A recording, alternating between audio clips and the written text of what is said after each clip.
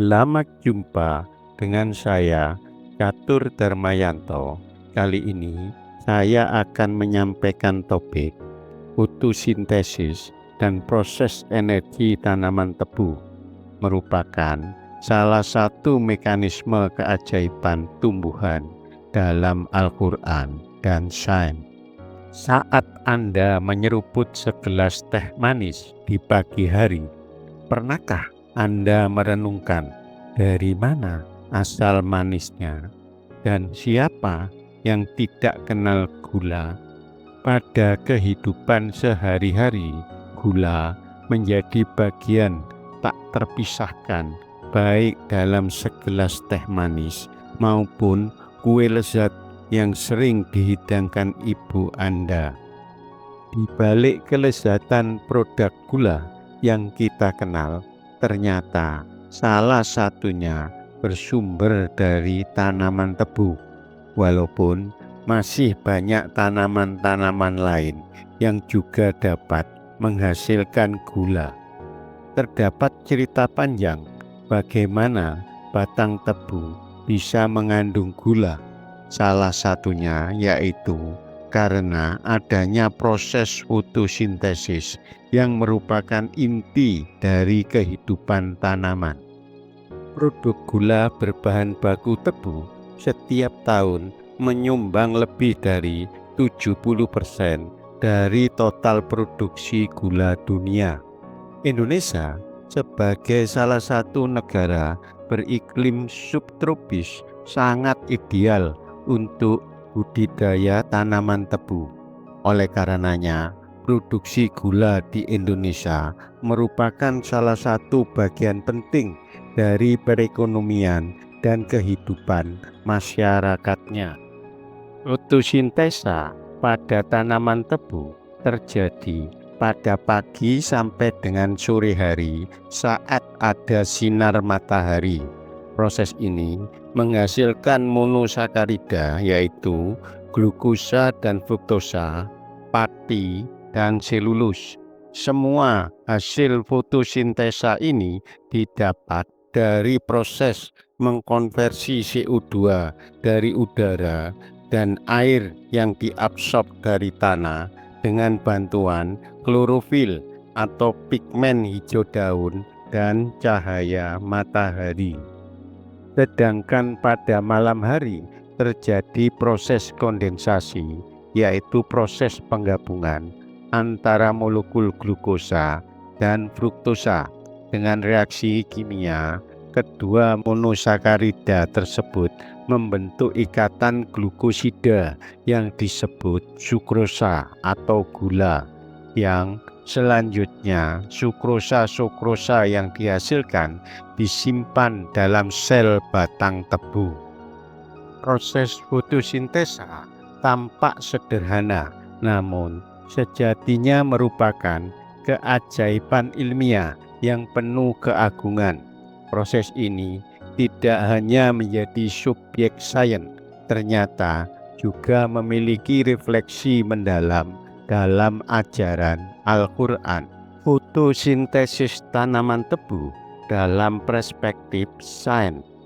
Dari sudut pandang sains, fotosintesis merupakan proses biokimia yang terjadi pada klorofil, yaitu organ kecil yang berada di daun yang mengandung pigmen hijau daun, yang memiliki kemampuan mengubah energi matahari menjadi energi kimia.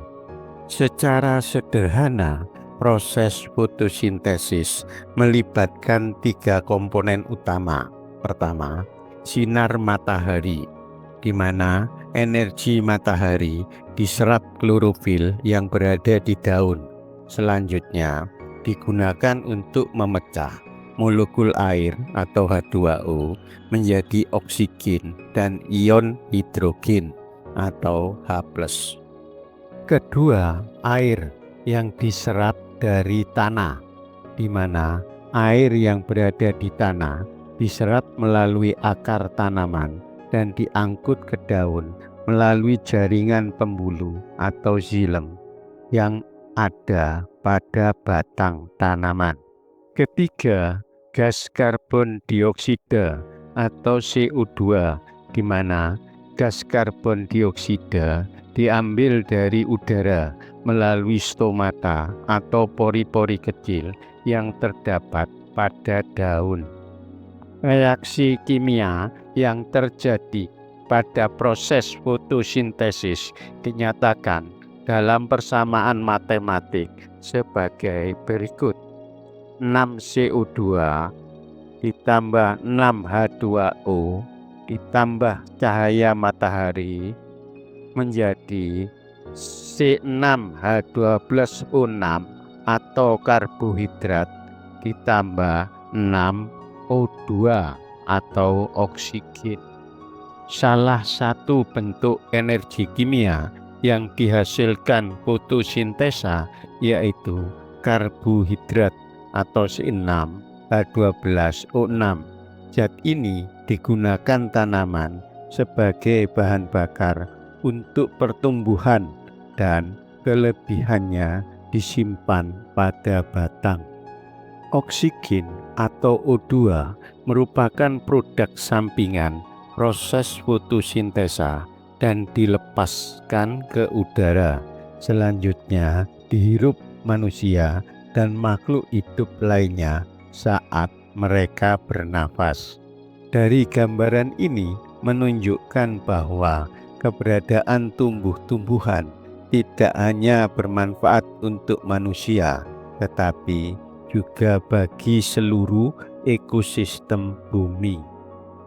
Dalam konteks tanaman tebu, fotosintesis menjadi lebih menarik karena tebu memiliki kemampuan luar biasa, yaitu menyimpan gula atau sukrosa dalam sel batang tebu. Sejalan dengan bertambahnya umur dari tanaman tebu, maka jumlah sukrosa yang terbentuk semakin bertambah, sehingga semakin tua umur tanaman tebu, maka sel-sel pada batang tebu akan menyimpan semakin banyak gula. Tanaman tebu merupakan salah satu tanaman C4, yaitu tanaman yang memiliki kemampuan fotosintesis lebih efisien dalam menyerap karbon dioksida atau CO2 dibandingkan dengan tanaman lainnya. Bahkan memungkinkan tanaman tebu tumbuh dengan optimal pada daerah dengan kondisi panas dan kering, yaitu daerah tropis seperti di Indonesia. Tanaman tebu juga menjadi sumber bioenergi yang ramah lingkungan, seperti bioetanol. Hal ini menjadikan tanaman tebu sebagai salah satu solusi untuk kebutuhan energi masa depan yang ramah lingkungan. Sebagai contoh, negara yang telah memanfaatkan bioenergi dari tanaman tebu yaitu negara Brasil. Pandangan Al-Quran. Al-Quran secara khusus membahas tanda-tanda kebesarannya dalam penciptaan tanaman. Adapun beberapa ayat yang relevan di antaranya. Pertama, perhatikan surat An-Nahl ayat 10 dan 11 yang artinya sebagai berikut. Dialah yang menurunkan air hujan dari langit untuk kamu, sebagiannya menjadi minuman dan sebagiannya menyuburkan tumbuhan. Padanya kamu mengembalakan ternakmu. Dengan air hujan itu, Dia menumbuhkan untuk kamu tanaman-tanaman, zaitun, kurma, anggur, dan segala macam buah-buahan. Sungguh pada yang demikian benar-benar terdapat tanda kebesaran Allah bagi orang yang berpikir. Ayat ini menunjukkan bahwa Allah menciptakan tanaman termasuk tebu, sebagai sumber rezeki bagi manusia. Di samping itu, tebu merupakan salah satu tanaman penghasil gula yang dibutuhkan manusia sebagai sumber energi bagi tubuhnya. Adapun proses fotosintesis yang tak terlihat oleh mata mengajarkan pada manusia tentang kesempurnaan sistem ciptaannya. Kedua, perhatikan surat An-Naba ayat 14 sampai ayat 16 yang artinya sebagai berikut. Dan kami turunkan dari awan air hujan yang tercurah dengan hebatnya untuk kami tumbuhkan dengan air itu biji-bijian dan tanam-tanaman dan kebun-kebun yang rindang. Ayat ini menjelaskan bagaimana air hujan menjadi sumber utama tumbuhnya berbagai tanaman dan kebun, di mana tanaman dan kebun dapat memberikan kehidupan bagi makhluk hidup. Ketika air hujan menyerap ke dalam tanah, selanjutnya tanaman menggunakan air tersebut sebagai salah satu komponen utama dalam fotosintesis. Tebu sebagai tanaman penghasil gula juga bergantung pada air guna mendukung terjadinya proses fotosintesa yang pada akhirnya proses ini menghasilkan gula yang manis dan bergizi. Allah mengingatkan manusia untuk tidak hanya menikmati hasilnya, akan tetapi juga merenungkan proses yang terjadi dengan begitu rumit dan sempurna sebagai salah satu keajaiban alam yang diciptakan Allah, yaitu keseimbangan dan keteraturan yang luar biasa. Ketiga, perhatikan surat Ar-Ra'd ayat 4 yang artinya sebagai berikut. Dan di bumi terdapat bagian-bagian yang berdampingan, kebun-kebun anggur, tanaman-tanaman, pohon kurma yang bercabang dan yang tidak bercabang disirami dengan air yang sama. Tetapi kami lebihkan tanaman yang satu dari yang lainnya dalam hal rasanya. Sungguh pada yang demikian itu terdapat tanda-tanda kebesaran Allah bagi orang-orang yang mengerti. Ayat ini menyebutkan bahwa meskipun semua tanaman disirami dengan air yang sama, hasilnya bisa berbeda-beda, baik dalam rasa maupun manfaatnya. Ini adalah tanda kebesaran Allah yang mengatur setiap ciptaannya dengan keunikan tersendiri. Dalam konteks tanaman tebu, meskipun air yang digunakan sama dengan tanaman lain, tebu memiliki kemampuan unik untuk menghasilkan gula. Ini adalah bukti nyata bagaimana Allah menciptakan keanekaragaman yang tidak hanya memberi manfaat, tetapi juga menjadi pelajaran bagi manusia. Proses fotosintesis yang terjadi pada tanaman tebu ternyata menghasilkan gula. Hal ini merupakan bukti dari keunikan tersebut. Korelasi sains dan Al-Quran. Ketika sains dan Al-Quran bersanding, kita menyaksikan harmoni yang luar biasa, di mana sains mengungkapkan mekanisme dan proses yang terjadi, sedangkan Al-Quran menjelaskan tujuan dan makna di balik setiap ciptaannya. Mekanisme fotosintesis merupakan contoh nyata bagaimana sains memperkuat keimanan, karena fotosintesis merupakan suatu sistem proses alam yang begitu rapi dan teratur. Hal ini menunjukkan bahwa Allah Subhanahu wa Ta'ala menginginkan manusia merenungkan proses alam yang kompleks seperti tumbuhnya tanaman. Sains memberi kita pemahaman teknis tentang bagaimana fotosintesis bekerja, sementara Al-Quran mengajarkan pada manusia untuk merenungkan tujuan dan kebesaran proses tersebut. Sebagai contoh, sains menjelaskan peran klorofil dalam menangkap cahaya matahari, sementara Al-Quran mengingatkan manusia bahwa matahari merupakan salah satu ciptaan Allah yang telah diatur sedemikian rupa sehingga terjadinya fotosintesis adalah salah satu nikmat besar yang luput dari perhatian manusia.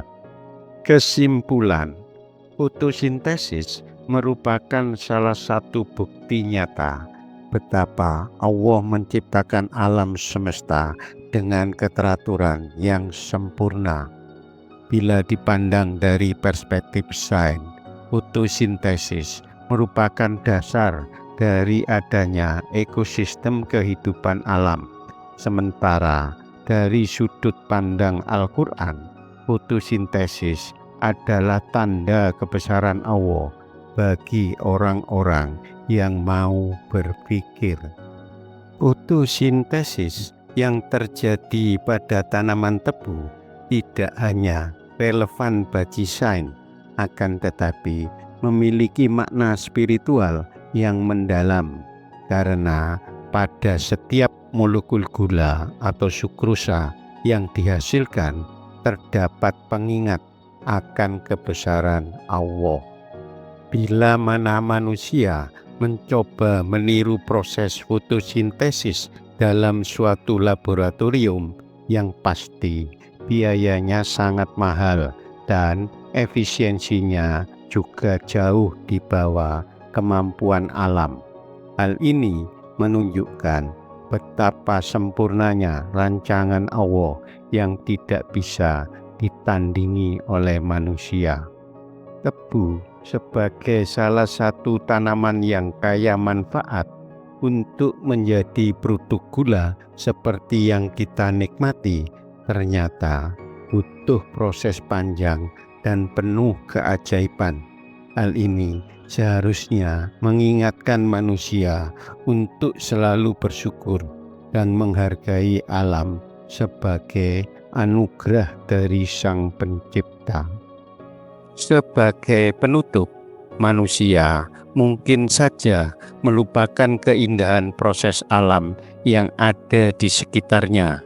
Namun demikian, dengan pembahasan topik ini, sudah selayaknya manusia kembali merenungkan bahwa dari sesendok gula yang ditambahkan pada secangkir kopi, terdapat tanda kebesaran Allah yang luar biasa.